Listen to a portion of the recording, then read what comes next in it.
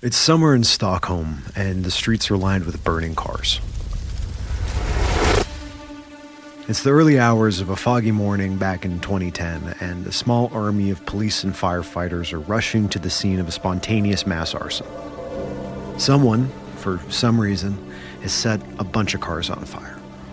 No one knows who, no one knows why, only that at around 2 o'clock in the morning, the streets of Stockholm suddenly lit up with the crackle of, well, it's Sweden, so presumably a bunch of burning Volvos. Emergency response arrives on site, they put the fires out, and Stockholm is calm again. During that window of time, just 6 or so minutes, when the attention of Stockholm's police force was drawn to those burning cars, this whole other story was unfolding. A heist that those cars served as a distraction for. Miles away at the Swedish royal residence, windows shattered at the Chinese pavilions, and a crew of bandits raided a permanent collection of art and antiquities. They fled to a nearby lake and vanished by speedboat. They set the cars on fire so no one would notice as they robbed the royal palace blind. This isn't really about that heist, which you should look up. It's like one of dozens around the world, whole big thing, very interesting. It's about the cars, the distraction. Because if you want to understand how so much cybercrime, so many hacks go sight unseen, you gotta ask, where's the burning Volvo? Like on Christmas Eve 2012, when the business controller of a Sacramento construction company went to log into their corporate bank account to find nearly $1 million missing from their bank, which was conveniently being distracted by a DDoS attack launched by the same hackers. Burning Volvo. Or similar smokescreens employed in hacks against Wells Fargo, Bank of America, and Citibank. Burning Volvos. Well, right now, as the whole wide world is paying attention to one very specific crisis, and a bunch of people are figuring out how to take advantage of this once-in-a-lifetime burning Volvo. This is Smokescreens, Cover Fire, and how to never let a good crisis go to waste. On this episode of Hacked.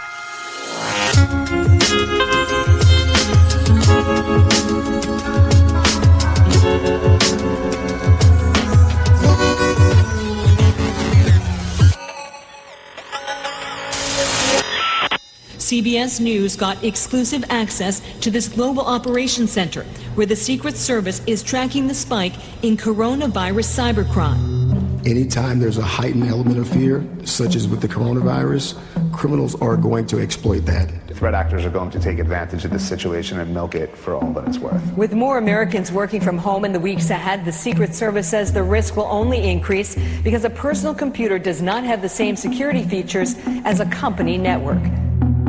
So I couldn't help but notice the last 2 news updates we did had thematic sense to what's going on in the world now. You know, we talked about the Iranian malware, and then in the subsequent episode, we talked about the shutting down of Shadow Server. And I can't help but feel like they're both related to the same thing. What's going on in the world right now with this pandemic. You know, Cisco, being a major corporation with major corporate expenses, probably looking at ways to save money and focus more on core operations, you know, completely hypothetically, and that could have been what led to the removing of the funding to keep Shadow Server going. Meanwhile, we've got the Iranian government taking advantage of this crisis to jack malware onto the phones of all of their nation's citizens. And this just leads me to the thing I wanted to talk about today, which is like, you know, never letting a good crisis go to waste. Essentially talking about, you know, when you're looking to hack something, timing is as important as technique. And when we talk about cover fire, you know, in the DDoS episodes, discussing, you know, how you can use them to distract IT infrastructures and IT service departments away from paying attention to the security infrastructure, that's essentially what's going on today. Like, you can imagine with billions of white-collar employees moving to a work-from-home basis, security infrastructures that have been fine-tuned and tweaked for years are literally being dismantled to allow for this new world to operate. So I kind of just want to talk about, like, if you were going to be hacking something, now's probably a pretty good time for it. You said cover fire. Can you talk to me a little bit about what that means? Yeah, cover fire is just a way to keep people in their holes or to keep people distracted so that they don't notice what you're actually doing. You know, in the classic war movie where the guy's got to make a break across the field to get to the hole, everybody starts spraying bullets, you know, wasting ammunition, but essentially it's done to keep the opposition in their trenches so that they don't notice this person sprinting across to get to the, you know, target. Mm-hmm. So the idea there is that the whole world right now is cover fire. The whole world is just spraying ammunition, and it's a really, really good time for someone to try and book it across the front lines. 100%. Okay, so in a practical sense, let's talk about that. You talked about this idea that we've got a whole bunch of companies all around the world, and they've got a very probably well built out IT infrastructure. Definitely, and they've probably spent years fine-tuning, adding in, you know, separate pieces of verification, authentication, network security controls, you know, all of this stuff to prevent and detect intrusion, locking down the fort. You know, they've probably been building walls and tightening them and supporting them for years. Mm. And then all of a sudden they have to send, you know, 27,000 staff home, and they have to just knock the walls down. Talk to me about what kind of vulnerabilities having a huge chunk of our workforce suddenly working from home introduces into otherwise relatively secure IT infrastructure. Well, I think the first thing that I would look to exploit is the social side of it. You know, I don't walk down to the IT department anymore to ask for things. I have to call down. There's no real way to verify who I am via a phone call. So if I have a staff directory for everyone that works at a company, probably a pretty good chance that I could call enough IT people and convince one of them that I'm somebody I'm not and get things that I shouldn't. Does that make sense? Yeah, it does make sense. The basic idea is that when the ways that people work together, those sort of like soft security measures get completely reworked, it creates this sort of this negative space where someone can social engineer their way through and get into a system they're not supposed to be in. Totally. And like you know, from a geographic perspective, when you have local networks, you know, they're pretty locked down. You know, when your access to a network requires geographical, you know, connection. So I have to be here to plug into the port on my desk or on the Wi-Fi that's thrown around my office. You know, when you have to start letting everybody go to working from home, you start talking about massive VPN infrastructures, you start talking about stuff like this. And if these companies didn't have it, you know, they're probably struggling and rushing and truthfully probably making some mistakes and leaving vulnerabilities, and not because they're bad at their jobs, but just because of the velocity they have to be operating at. As someone who knows generously nothing about IT and setting up a network for a business, explain to me in like broad 10,000 feet strokes what the difference between my home Wi-Fi network and the way I would be working from home. How is that different from a big company with its own network? From my perspective, I've got a laptop and I'm connecting to a Wi-Fi network, or I'm sitting at my desktop. It doesn't really seem like it's that different. Talk to me about what's happening behind the scenes that makes that more secure than working from home. So the big thing is, you know, when you're a trusted member of a network, so if you're in the office and you've brought your work designated laptop and it's plugged into a work designated Ethernet port and you have access, all of your credentials have been rolled out by major, you know, access control servers. You know, you can see the F drive and the U drive and the et cetera, et cetera. You know, you can boot up your ERP for the company and connect to the database servers. All of a sudden you go home and you don't have any of that infrastructure. That infrastructure all exists inside of that building. So they need to open up holes in the firewall to let you start to connect to that infrastructure. That's probably where the first big problem begins. There are very good solutions for it. Corporate VPNs are a thing for a reason, and that would be one of the main solutions. And I'm sure there's companies that didn't have huge VPN infrastructure do now, and are probably rolling them out actively. But I think that basically answers your question. Yeah. I'm a business and I've just sent everybody home and we're all working on Slack or whatever. Mm-hmm. What kind of things should they be thinking about for making sure that they're secure during all this? I think I trust that VPNs, and I trust that a lot of these major, hardware, software service providers, the Microsofts, the Ciscos, will provide solutions that allow these companies to continue to operate in a secure fashion. I think, for me, the number one thing that I'd be looking at targeting would be the social confusion that spins out of this. Has the IT help desk person ever met Darcy from Houston? No, probably not. Can I be Darcy from Houston? Yes, I probably can. And that would be probably the first place I would start. So having some form of, we talked about two-factor authentication when it came to, cell companies and SIM swapping. What is the corporate human version of that? It can't be go to the office anymore. So what is it now? There's another side of this that feels like it creates just as potent a vacuum for social engineers to be able to sneak through is people who haven't been sent to work from home. It's just people who've been laid off. Yeah. Just huge unemployment right now, and you've got a bunch of people sitting at home. What kind of an opportunity does that create for cyber criminals, basically, knowing that, okay, we've got a bunch of people who are out of work, who are sitting at home on the internet. I think of money mules. I think of all these different things that just rely on someone needing money, needing some legitimate way to make bank. What kind of opportunities does that create for the social engineer-oriented hacker? Well, that's a great question, but actually, I think you brought up something that I kind of wanted to hit a bit more in relation to what we were just talking about, which is when you have bulk layoffs, which is what we're seeing. There's rumors that 9.5% of the U.S. population was laid off last week. And this will be airing the week after. So 2 weeks ago, 10% of the U.S. population was theoretically laid off. That's an overwhelming amount of people for an IT department. If you imagine disabling access to emails, disabling proximity key access, when we talk about crimes of opportunity, as this episode's kind of, themed at, that's a massive crime of opportunity because there's a good chance that a lot of people laid off still have access to their corporate networks. Okay, so before getting to the question that I did ask, which I do want to get to, what should the top priority for IT professionals be right now? They show up to work on Monday. What is the thing that they should really be thinking about? Well, I think, being somebody who's spent a decent amount of time in IT, your top priority is whatever the company's top priority is. And that might not be security right now, which is why the crime of opportunity is a thing.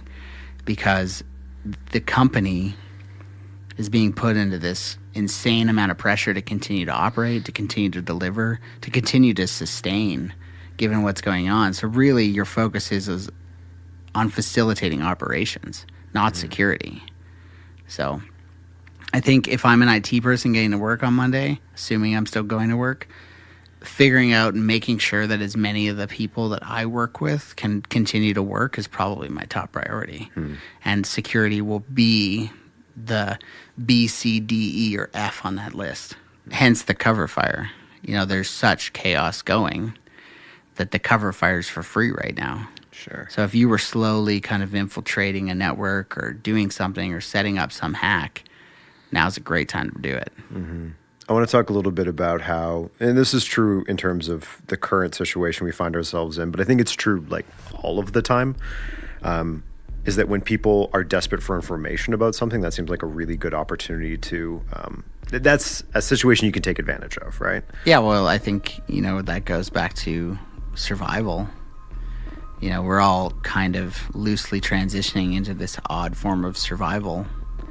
Be that some people are doing different things. Some are fighting over toilet paper. Others are, not spending any money and hoarding cash. Some are, dumping more money into the stock market because they think it's low and they think that they can make back their losses. Everybody's kind of dealing with this sense of survival that's been kind of imposed on us by what's going on. Mm-hmm. So you present someone with an opportunity that will make it easier for them to navigate this situation. You might be able to kind of get past their defenses a little bit. Totally. Like, you're talking about vulnerable populations growing exponentially. People who were unemployed or out of work, weeks ago was the lowest number in American history, is now going to be probably the highest in American history within the matter of weeks. Mm-hmm. So when you have an exponential explosion like that, not only in, virus cases, but in just vulnerabilities, like we're going to have, there's going to be a social cost to that. Mm-hmm. And,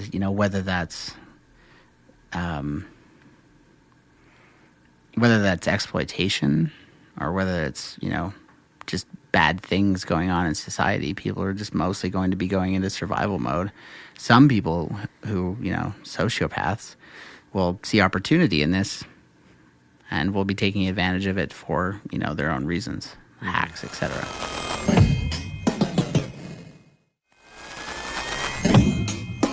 Okay. So I want to talk about cover fire outside the context of COVID. Let's just imagine we live in the four times. Or sorry, I guess pre-November. Sure. Talk to me about the different types of cover fire. So like we've been talking about a massive news story, mm-hmm. kind of like people are hungry for information, opportunity, economic, of people who need money, mm-hmm. and then this weird outlier situation of IT networks having to flex to have people work from home. Yeah. What other kinds of cover fire exist? Giant distractions, giant things that, people just can't look away from and create opportunities for cyber criminals. Well, I think in the classic like tech hacker sense, cover fire will be something that just pulls away security resources or causes InfoSec teams to have to let their guard down. Very similarly to like what we're talking about now, where it's like, hey, the world's different. People aren't coming to the office. We have to let our guards down to facilitate this new operations. Things are happening. So any semblance of that becomes cover fire. So, the classic, hey, our corporate network's being hit with this massive DDoS attack leads to the technical staff having to deal with, address, mitigate that problem. And they might not notice you squeaked 4.5 gigs of data out the back door. So that becomes the essence of cover fire. So in today's sense, lots of things can be cover fire. I'd say you have to be pretty smart about it, because if your cover fire leads to new security policies, new lockdowns, if the cover fire stimulates a change in the IT and InfoSec infrastructure that will actually hurt your actual hack, that's a bad thing. So you have to really kind of think about and plan what you want to do for cover fire. Sort of like it's kind of like close-up magic. You need to make them look over here while you do something over here. Yeah, that is the hacker version of cover fire. Huh. Pay attention to this problem over here. Focus on this while you don't notice what's going on over here. Right. It's the DDoS attack in the opening story from that Sacramento bank. That's the perfect example of this. Dealing with a human-level crisis. Because really, DDoSing the website, not the end of the world, but it would have thrown the organizational into a crisis, which would have caused people to make, decisions that probably would have been in a higher level of scrutiny if that crisis weren't to be going on. So, they threw a bunch of EFT requests in, move money here, here, and here.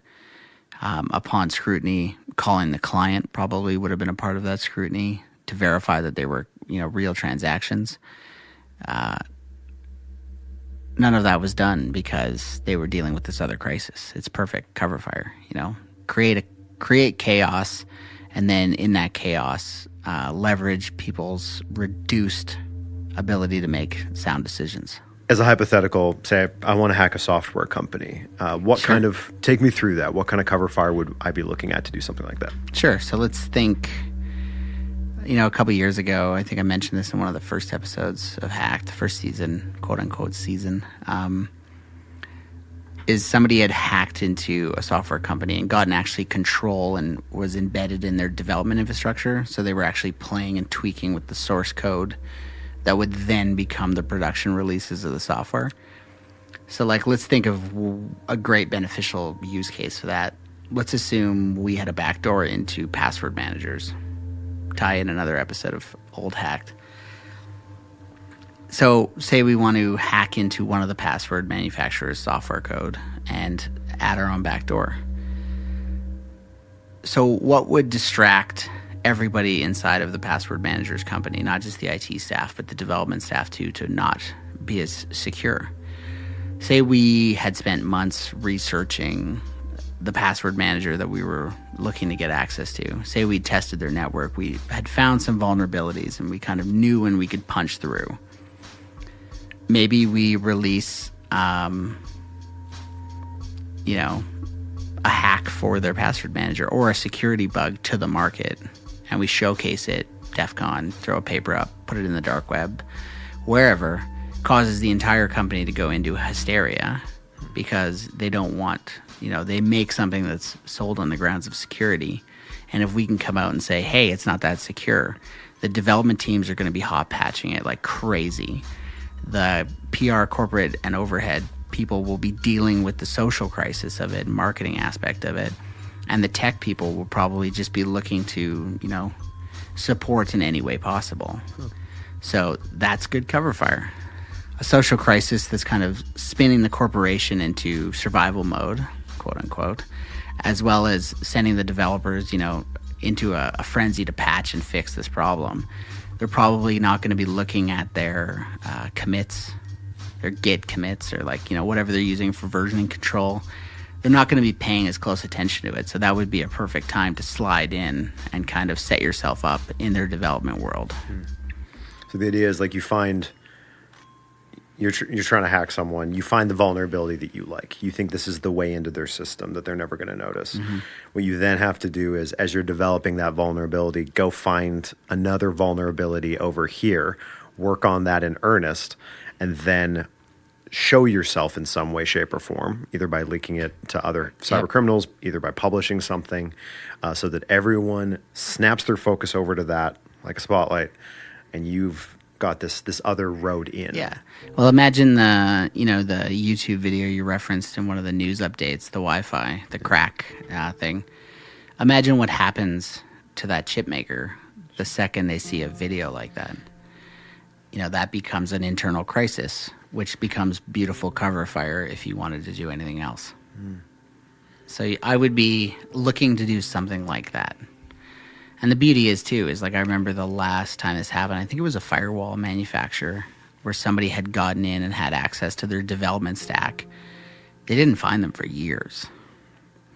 So you imagine a firewall or a password manager or some other piece of, secure software that people lean on for their security, having a serious hole in it for years and having the ability to tweak and play with it as you wanted. So amongst IT professionals, like InfoSecchi type folk, mm-hmm. when something goes catastrophically wrong, when everyone is suddenly, okay, there's a giant problem we have to address, is there a school of thought that that's the moment you should be stepping back and thinking about it? Being really, really critical. Because on one hand, you do have to address that issue. If there's cover fire, you have to hide behind something. I think the question you're asking is less about InfoSec procedure and protocol and more just about human nature. When you throw people into a crisis, people react totally differently. I remember being in university, and in one of my Org B classes or something, they made us do a test to see how well we dealt with adversity. And it was part of it. Apparently a lot of strong leaders deal with adversity very well.